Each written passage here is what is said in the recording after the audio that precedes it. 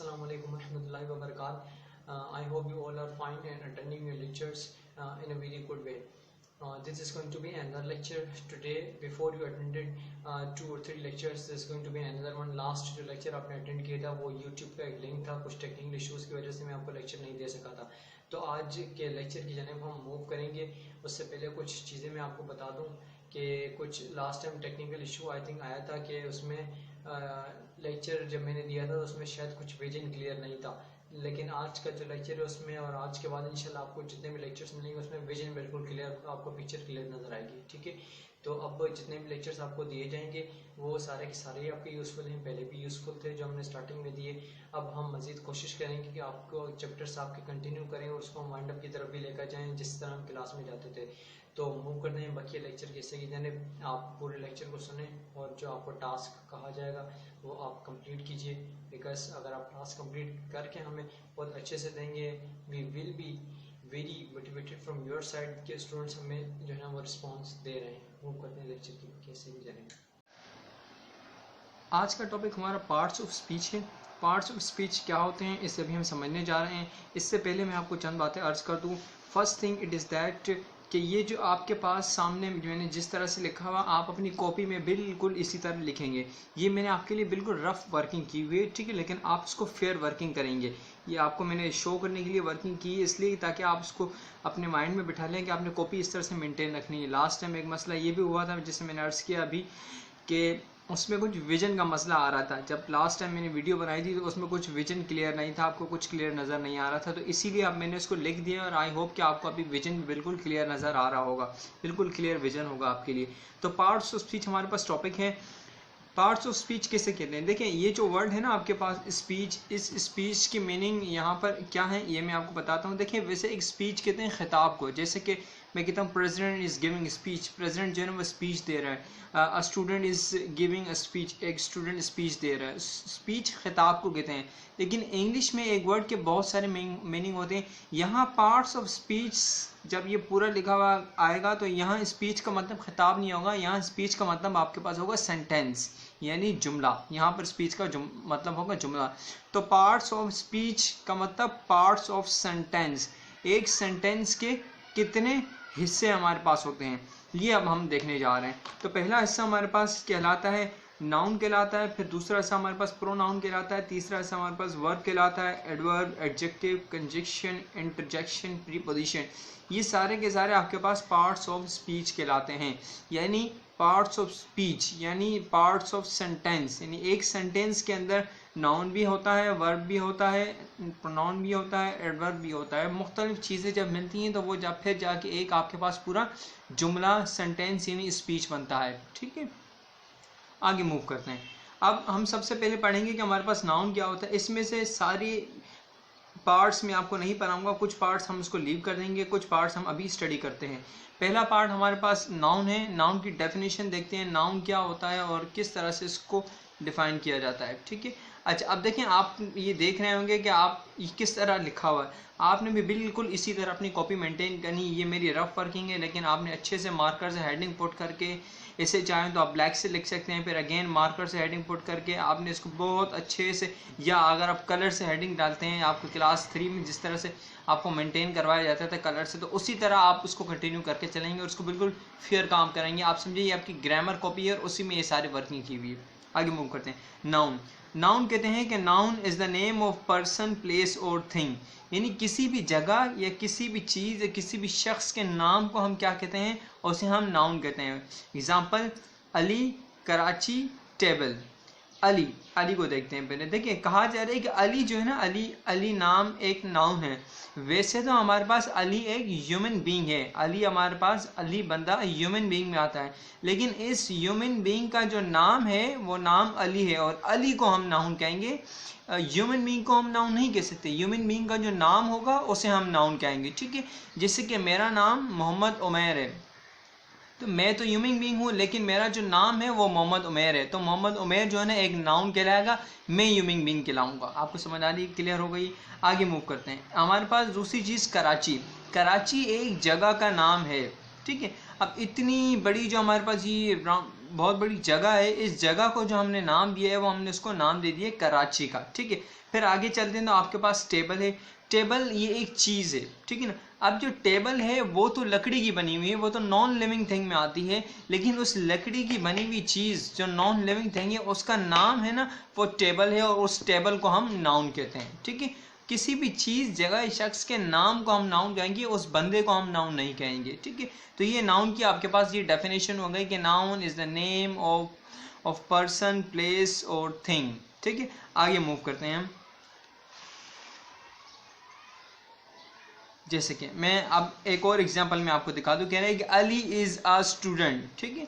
अब अली हमारे पास यहाँ पर क्या है, एज अ नाउन के तौर पर आ रहा है, अली हमारे पास एक नाउन है, ठीक है। अब प्रोनाउन है, अब प्रोनाउन की डेफिनेशन आगे दी हुई है, पहले मैं डेफिनेशन पढ़ता हूँ, फिर मैं इसको एग्जाम्पल में यहाँ रिलेट कर दूंगा। प्रोनाउन कहते हैं कि रिप्लेस ऑफ नाउन, यानी प्रोनाउन जो है ना वो नाउन की जगह ले लेता है, यानी ऐसी चीज़ जो नाउन की जगह ले ले वो हमारे पास क्या कहलाती है, प्रोनाउन कहलाती है, ठीक है। अच्छा अब देखिए, Ali is a student, Ali यहाँ पर एक नाउन है। इसी तरह हमारे पास दूसरा सेंटेंस है, ही इज अ स्टूडेंट। यहाँ पर पहले मैंने अली लगाया था, ये नाउन था, मैंने अली को हटा के अब ही कर दिया, तो ये जो वर्ड आपके पास ही सब्जेक्ट है ये आपके पास क्या कहलाएगा, प्रोनाउन कहलाएगा। क्यों? क्योंकि ये अली की रिप्लेस में आ गया है, ठीक है। और जो चीज़ रिप्लेस में आ जाएगी वो आपके पास प्रोनाउन कहलाएगी, ठीक है। ये इसकी डेफिनेशन यहाँ लिखी हुई है। आगे मूव करते हैं, हमारे पास वर्ब। वर्ब कहते हैं कि any action is called verb, किसी भी तरह का एक्शन जो है ना वो आपके पास वर्ब कहलाता है, यानी किसी भी तरह का काम जो है ना आपके पास वर्ब कहलाता है। एक्शन मीन्स काम। आगे मूव करते हैं, एग्जाम्पल हमारे पास दी, प्ले यानी खाना। जब आप खाना खा रहे होते हैं, आपके हैंड्स मूव कर रहे होते हैं, आपका माउथ मूव कर रहा होता है, आपकी बॉडी भी हल्की सी मूव कर रही होती है, तो ये एक एक्शन प्रोड्यूस हो रहा होता है। तो इस एक्शन को, इस खाने के एक्शन, खेलने के एक्शन को, अच्छा मैंने ईट पहले पढ़ लिया, ईट मैंने पहले पढ़ लिया, प्ले को मैंने छोड़ दिया। प्ले यानी खेलना, जब आप खेल रहे होते हैं तो ऑब्वियसली आपकी सारी जो है ना बॉडी मूव कर रही होती है, तो ये एक्शन आपका हो रहा होता है, तो इस एक्शन को हम वर्ब कहते हैं। आगे हमारे ईट है, ईट की मैंने दोबारा से एग्जांपल दे देता हूँ। खाना, जब आप खा रहे हैं तो आपकी बॉडी मूव कर रही है, आपके हैंड्स माउथ मूव कर रहे हैं, ये आपका एक एक्शन हो रहा है, यानी हेल्प रेजुल है, तो ये एक्शन जो है ना आपका खाना, ये आपका वर्ब कहलाएगा क्योंकि ये काम हो रहा है। सिंग गाना, लर्न सीखना, गो जाना, ड्राइव करना, गाड़ी ड्राइव करना, राइड बाइक चलाना। अच्छा अब देखिए ये दो चीज़ें, एक ये ड्राइव जो है ना ये बड़ी गाड़ियों के लिए आता है, ड्राइव अ बस, drive a car, drive a truck. फिर ये आपके पास राइड आपके पास आता है बाइक के लिए और बाईसाइकिल के लिए। I am riding a bicycle, I ride a bike, इसी तरह ये राइड उसके लिए आता है। टीच पढ़ाना, तो ये सारे के सारे आपके पास काम कहलाता है, यानी एक्शन कहलाते हैं, तो इसीलिए मैंने वर्ब कहते हैं, ठीक है। ये एग्जांपल आपको दे दी थी, अब मैंने उसको जुमले में भी एग्जांपल दे दी।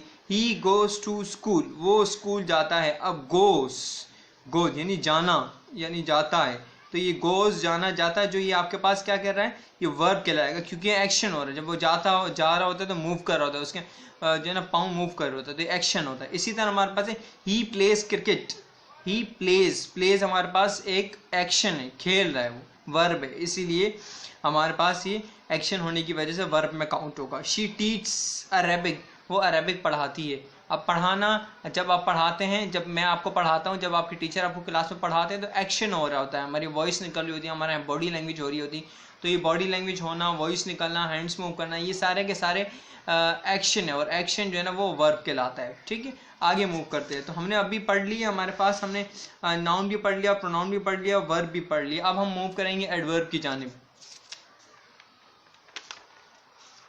अब देखिए आप एडवर्ब क्या होता है, आई होप आपको सारी चीज़ें क्लियर हो रही होंगी।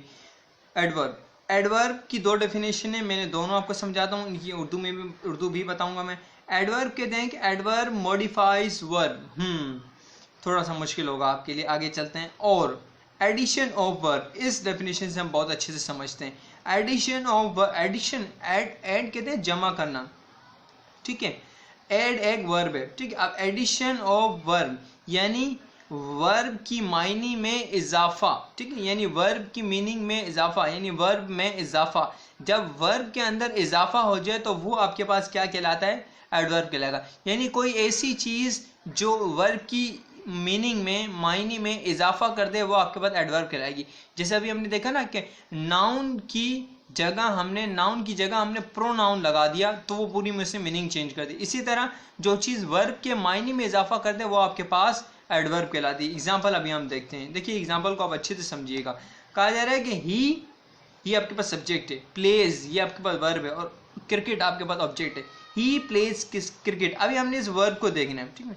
अब आगे जाके इस वर्ब में चेंजेस आ जाएंगी और आपके पास देखिएगा एडवर्ब कैसे बनता है। अब हम लिखते हैं कि ही प्लेज क्रिकेट, यहाँ वर्ब हो गया। फिर हम कहते हैं कि he plays cricket in the ground. हाँ देखिए, पहले हमने कहा था ही प्लेज क्रिकेट यानी वो क्रिकेट खेलता है। अभी हम कहते हैं ही प्लेज क्रिकेट, वो क्रिकेट खेलता तो है लेकिन कहाँ पर खेलता है? इन द ग्राउंड, वो ग्राउंड में खेलता है। तो पहले सिर्फ खेला जा रहा था, अब क्रिकेट खेली जा रही है, अब क्रिकेट ग्राउंड में खेली जा रही है। तो खेलने में अब इजाफा हो गया। इजाफा किस चीज़ का हुआ? इन द ग्राउंड का, ग्राउंड का इजाफा हो गया। तो ये आपके पास पूरा का पूरा एडवर्ब कहलाएगा, ठीक है। आगे चलते हैं, एक और एग्जांपल मैंने आपके लिए लिखी है। भी ये सारा रफ वर्क है बेटा, आप इसको जब फेयर करेंगे तो आपको बिल्कुल आपकी कॉपी में नीट एंड क्लीन बहुत अच्छे से नजर आएगा। कहने हैं कि she teach English, she subject, teach verb, English object. She teach English nicely. हाँ, पहले हमने बात कही कि वो इंग्लिश पढ़ाती है, पहले हमने सिर्फ ये बात कही, फिर हमने इजाफा कर दिया किस चीज़ का? नाइसली का इजाफा कर दिया। पहले हमने सिर्फ कहा कि वो पढ़ाती है, फिर हमने कहा कि वो अच्छे से पढ़ाती है। तो अब ये अच्छे से का इजाफा नाइसली का इजाफा हो गया, तो ये आपके पास एडवर्ब कहलाएगा। तो एडवर्ब की डेफिनेशन आपको समझ में आ गई। Adverb modifies verb. एडवर्ब वो होता है जो वर्ब को मॉडिफाई करता है, यानी मजीद उसकी मीनिंग में इजाफा करता है। और यही बात यहाँ सिंपल करके लिखी हुई है कि एडिशन ऑफ वर्ब, वर्ब की मायने में इजाफा। आगे चलते हैं, जल्दी से हम एडजेक्टिव पढ़ते हैं। कहा जा रहा है कि एडजेक्टिव, एडजेक्टिव एलाबोरेट्स। एलाबोरेट्स का मतलब होता है कि वाजे करना, ठीक है ना। एडजेक्टिव एलाबोरेट्स द क्वालिटी और डिसक्वालिटी ऑफ एनीथिंग। यस, कहा जा रहा है कि एडजेक्टिव जो है वो किसी भी चीज़ की खूबी या खामी यानी अच्छाई या बुराई को वाजे करता है, उसके बारे में बताता है एडजेक्टिव, ठीक है। आगे चलते हैं, अभी इसकी हम एग्जांपल देखते हैं। एग्जांपल कह रहे हैं कि he is a nice student. He is a nice, अगर हम सिंपल कह दें कि ही इज़ अ स्टूडेंट, मैं नाइस हटा देता हूँ तो इट मीन्स हमने कहा कि वो एक स्टूडेंट है। फिर मैंने कहा कि he is a nice student, वो एक अच्छा स्टूडेंट है। तो नाइस क्या है? ये एक खूबी है, ये एक अच्छाई है, ठीक है, ये एक क्वालिटी है। तो इसीलिए ये आपके पास एडजेक्टिव कहलाएगा। हमने देखा ना कि एडजेक्टिव जो है वो क्वालिटी है डिसक्वालिटी दोनों को बताता है। तो ये आपके पास नाइस एक क्वालिटी है, इसकी वजह से ये एडजेक्टिव कहलाएगा। She is an intelligent student. Intelligent, वो एक ज़हीन लड़की है, ज़हीन होना ये खूबी है, तो ये आपके पास एडजेक्टिव कहलाएगा। You all are best friend, best quality आप, ये भी आपके पास एडजेक्टिव कहलाएगा। Taimur is a sharp minded boy. Taimur is a sharp minded boy, ये शार्प माइंडेड ये आपके पास एडजेक्टिव कहलाएगा। क्यों? क्योंकि ये शार्प माइंडेड होना एक क्वालिटी है। ये आज हमने सीखा पार्ट्स ऑफ स्पीच के बारे में। अब आप इसको जिस तरह मैंने कॉपी किया हुआ था, आप वीडियो को बार बार स्टॉप करके देखेंगे और आप उसी तरह बिल्कुल इसको कॉपी करते जाएंगे और आप उसको आगे सीख भी लेंगे।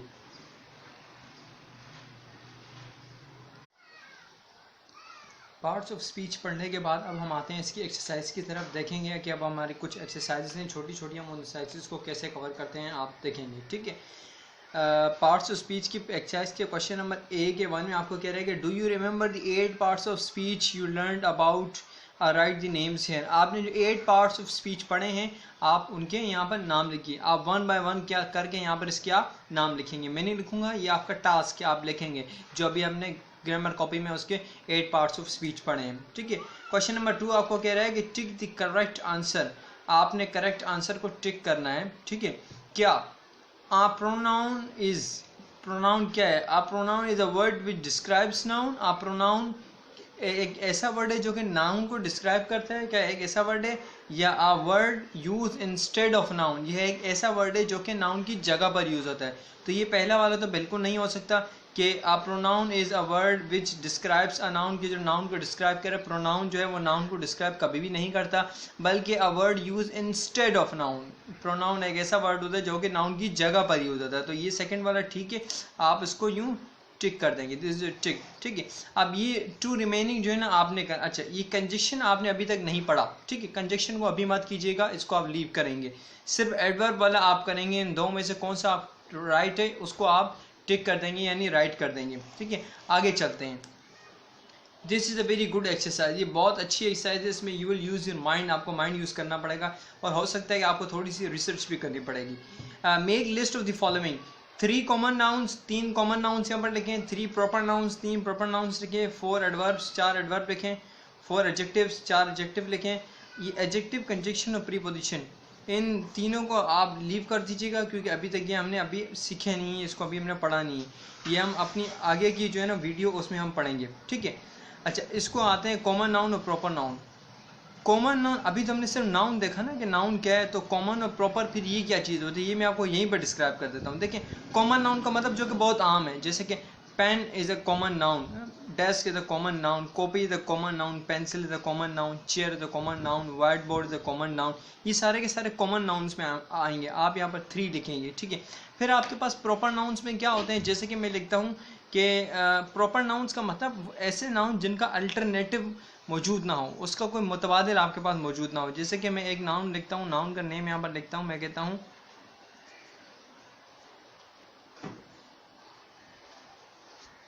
अल्लामा इकबाल। अब अल्लामा इकबाल ये हमारे पास प्रॉपर नाउन में आएगा।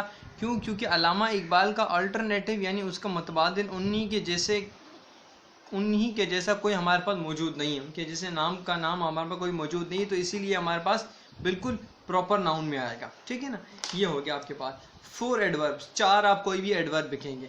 तो 1 2 3 ये आपका टास्क है आज का, ये आपने करना है। ठीक है, तो आपने एक ये टास्क करना है, एक आपका ये टास्क है, एक आपने ग्रामर कॉपी में सारी की सारी वर्किंग फेयर करनी है। ठीक है, बहुत अच्छी तरह से आप उसको आई होप के फेयर करेंगे। एक और छोटा सा आपका टास्क है, वो आपकी रिसर्च है, यानी पहले आप उसको सर्च करेंगे फिर आप करेंगे क्या कि आपने जो है ना यहाँ पर कॉमन नाउन्स के बारे में लिखना है, कॉमन नाउन्स लिखने हैं, कुछ common nouns, at least 10 common nouns, फिर यहाँ पर proper nouns, at least 10 proper nouns. ये भी आप ग्रामर कॉपी में ये प्रीवियस वाली वर्किंग जो है ना पार्ट्स ऑफ स्पीच करके फिर इस पर आप आएंगे। 10 कॉमन नाउन्स, 10 प्रॉपर नाउन्स, फिर इसके बाद एडवर्ब्स भी एटलीस्ट 10 आप लिखेंगे, फिर 10 एडजेक्टिव्स लिखेंगे आप कि एडजेक्टिव्स क्या होते हैं, फिर 10 वर्ब्स लिखेंगे। अच्छे से आप इसको लिखेंगे। इन हेडिंग्स को अगर आप चाहें तो यहाँ मिडल में भी रख सकते हैं जैसे मैंने रखी हुई है, या तो आप इस हेडिंग को यहाँ बिल्कुल लेफ्ट कॉर्नर में भी रख सकते हैं। डेट वगैरह आप मेंशन करेंगे और ये तमाम चीज़ें आप करेंगे। इसको आप रिसर्च करेंगे ना जितना उतना अच्छा आपको ज़्यादा समझ में आएगा ये टॉपिक। क्यों? क्योंकि मैंने तो आपको समझा दिया, लेकिन अब जब आपके सामने और कॉमन नाउन्स आएंगे तो आपको पता लगेगा yes this is also a noun, yes this is also proper noun, yes this is an adverb, yes this is an adjective. ये सारी चीज़ें आपको समझ में आएंगी जब आप इस पर रिसर्च करेंगे और इसको लिखेंगे। आई होप कि आपको ये तमाम चीज़ें समझ आ गई होंगी और ये आज का हमारा टॉपिक था। आपको विजन में भी कोई मसला नहीं हुआ होगा। नेक्स्ट क्लास में हम दोबारा हाजिर होंगे नई चीज़ के साथ, कुछ आगे जो हमारे टॉपिक्स रहते हैं उसके साथ हाजिर होंगे। अभी हम इसको यहाँ पर वाइंड अप करते हैं। अस्सलाम वालेकुम वरहमतुल्लाहि व बरकातहू।